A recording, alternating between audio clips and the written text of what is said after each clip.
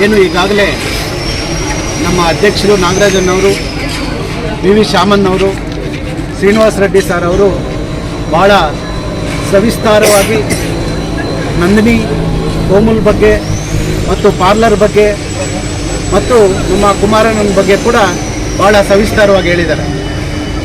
ಈಗ ವಿಶಾಲ್ ಮಾರ್ಟ್ ಆವರಣದಲ್ಲಿ ನಮ್ಮ ನಂದಿನಿ ಪಾರ್ಲರ್ನ ಉದ್ಘಾಟನೆಗೆ ಅವರು ಪಾರ್ಲರ್ನ ಮಾಲೀಕರಾಗಿರ್ತಕ್ಕಂಥ ಅವ್ರಿಗೂ ಕೂಡ ಆ ದೇವರು ಒಳ್ಳೆಯ ಬಿಸ್ನೆಸ್ಸನ್ನು ಕೊಡಲಿ ಮತ್ತು ಎಲ್ಲ ಈ ಭಾಗದ ಗ್ರಾಹಕರಿಗೂ ಕೂಡ ಅನುಕೂಲವಾಗಲಿ ಅಂತ ಹೇಳಿ ನಾನು ಆಶಿಸ್ತಾ, ಮತ್ತು ಈಗಾಗಲೇ ಶಾಮಣ್ಣವ್ರು ಹೇಳಿದ್ರು ಕುಮಾರಸ್ವಾಮಿಯವ್ರ ಬಗ್ಗೆ, ನಮ್ಮ ಶ್ರೀನಿವಾಸ ರೆಡ್ಡಿ ಸರ್ ಕೂಡ ಬೆಂಗಳೂರಲ್ಲಿ ನಮ್ಮ ರೈತ ಬಾಂಧವರಿಂದ ನಮ್ಮ ರೈತ ಮಕ್ಕಳು ಯಾವುದೋ ಒಂದು ಅಲ್ಪ ಸ್ವಲ್ಪ ಉದ್ಯೋಗವನ್ನು ಗಿಟ್ಟಿಸಿಕೊಂಡು ಹೋಗಿ ಅಲ್ಲಿ ಜೀವನ ಮಾಡುವ ಪರಿಸ್ಥಿತಿಯನ್ನು ನೋಡಿದ್ರೆ ತುಂಬ ಬೇಜಾರಾಗ್ತದೆ. ಒಂದು ಡಬಲ್ ಬೆಡ್ರೂಮು, ಒಂದು ಸಿಂಗಲ್ ಬೆಡ್ರೂಮಲ್ಲಿ ಒಂದು ಗ್ರೀಸರ್, ಒಂದು ವಾಷಿಂಗ್ ಮಿಷನ್ನು ಎಲ್ಲ ಸೇರಿಕೊಂಡ್ರೆ ಈಗಾಗಲೇ ಆಲ್ರೆಡಿ 200 ಯೂನಿಟ್ ದಾಟ್ತಾ ಇದೆ. ಹೇಳ್ತಾರೆ 200 ಯೂನಿಟ್ ಫ್ರೀ ಅಂತ.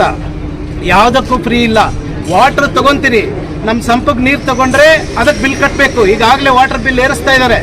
ಮತ್ತೆ ಅದನ್ನು ನಾವು ಸ್ನಾನ ಮಾಡಿ ವಾಶ್ರೂಮ್ಗಳಲ್ಲಿ ಯೂಸ್ ಮಾಡಿ ಮತ್ತೆ ಡ್ರೈನೇಜ್ಗೆ ಬಿಡುವಾಗ ಅದಕ್ಕೂ ಬಿಲ್ ಕಟ್ತಾ ಇದ್ದೀವಿ. ಈ ಡ್ರೈನೇಜ್ಗೂ ಬಿಲ್ ಕಟ್ತಾ ಇದ್ದೀವಿ, ನಾವು ಸ್ನಾನ ಮಾಡೋಕ್ಕೂ ಬಿಲ್ ಕಟ್ತಾ ಇದ್ದೀವಿ. ಒಂದೇ ಒಂದು ಉಳಿದಿರೋದು ಏನು ಅಂತಂದರೆ, ನಾವು ಉಸಿರಾಡ್ತಾ ಇದ್ದೀವಲ್ಲ ಗಾಳಿ, ಆ ಗಾಳಿಗೆ ಮಾತ್ರ ಬಿಲ್ ಕಟ್ತಾ ಇಲ್ಲ. ಅಲ್ಪ ಸ್ವಲ್ಪ 20,000 15,000 ಸಂಬಳ ತಗೊಳ್ಳೋರಿಗೆ ಆ ಕಷ್ಟ ಗೊತ್ತಾಗ್ತಾ ಇದೆ.